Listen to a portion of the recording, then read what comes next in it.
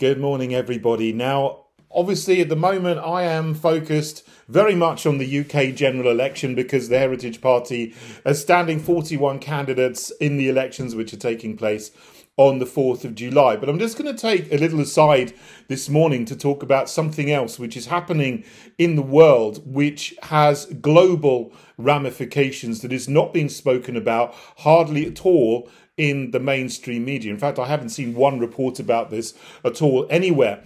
We are now in a new era. You've woken up this morning in a new era.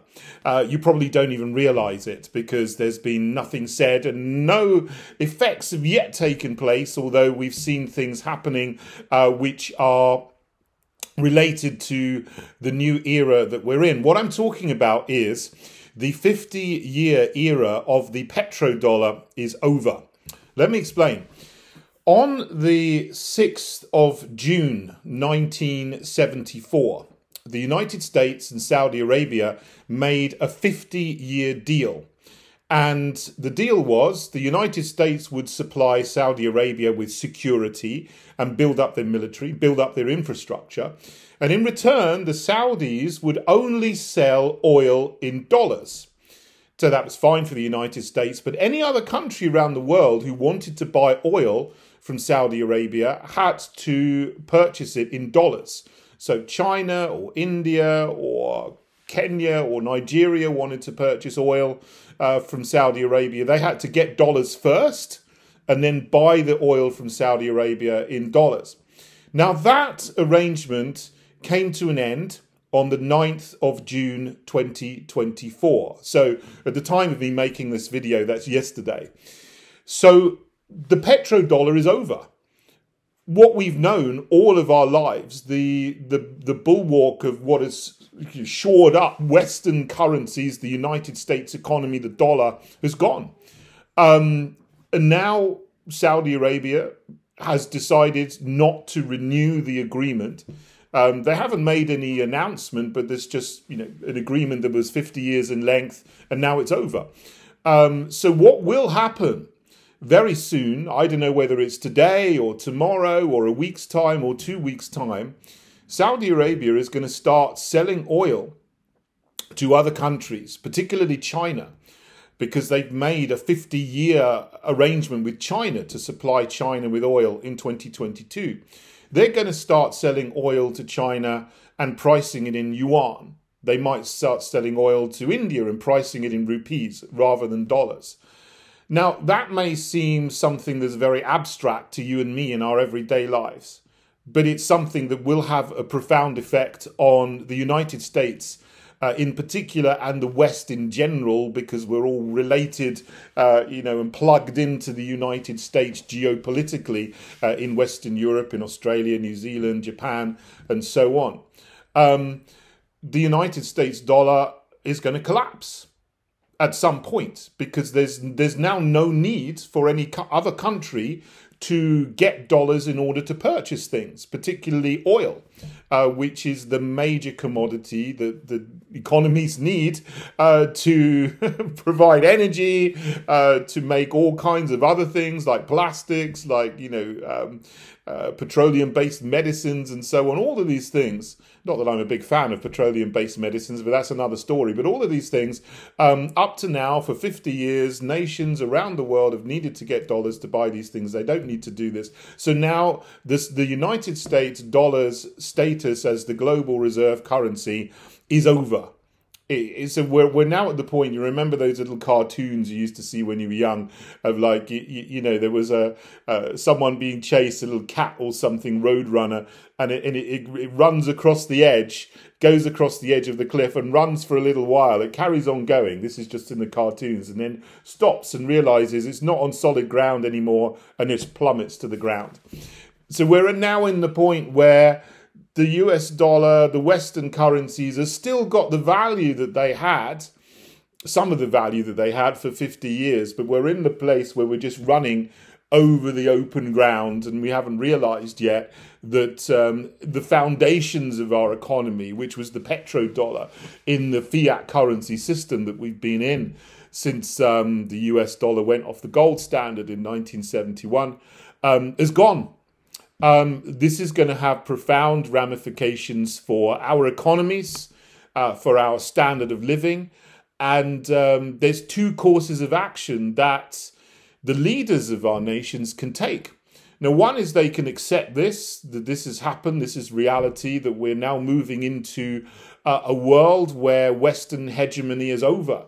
And we can try to go forward in peace with the BRICS countries, which are forming and have been forming alliances, especially over the last 2 years, since the Biden regime and Western European governments have accelerated, absolutely insanely accelerated, this completely unnecessary war in Ukraine against Russia, which I'm still against. They can either accept that and try to find their place in a new world here, a post-petrodollar world, or what they are more likely to do, which is utterly insane, is to try to maintain the hegemony which is gone, is now just a phantom, by making war with everybody, by making war with Russia, by making war with China, by making war with Saudi Arabia. I think because our leaders are completely mad and insane, and we've seen what they've been doing over the last 2 years, and in Ukraine, and over the last 10 years, more widely, or 20 years, starting war after war after war in the Middle East. It seems like that's the more likely course of action. But I hope that there will be some glimmer of hope, if you like. Somebody will come up, some people will come in and talk sanity into this situation, saying, no, the way to go is just to accept. We're now in a post-petrodollar world. We have to adapt. We're not going to bring it back by making war all over the place. And let's hope that that's the course of action that will prevail in Western nations, and wiser people will see what this is happening and what's going on.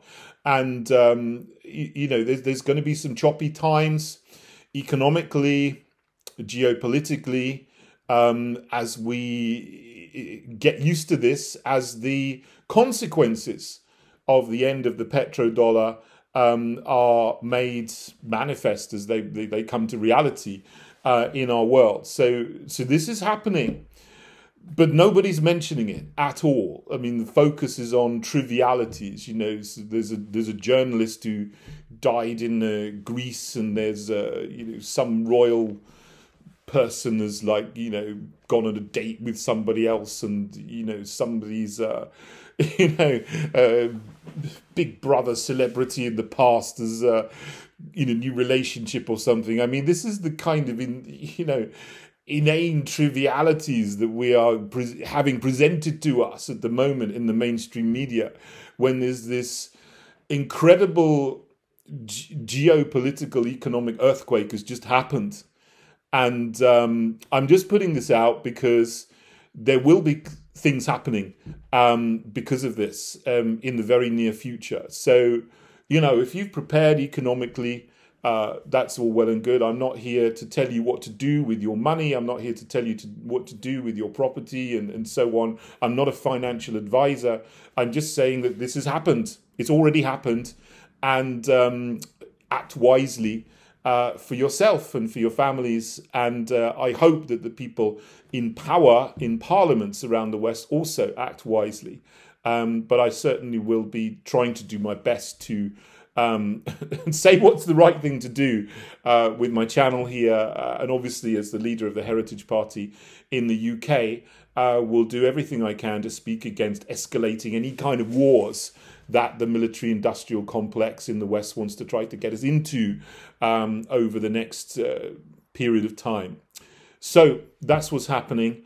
And it will be very interesting to see what you think about this, and also very interesting to see, whether anybody picks this up and starts talking about this, because this really is almost of the same importance to us as the outcome of the general election, and obviously also the European parliamentary elections that happened at the weekend.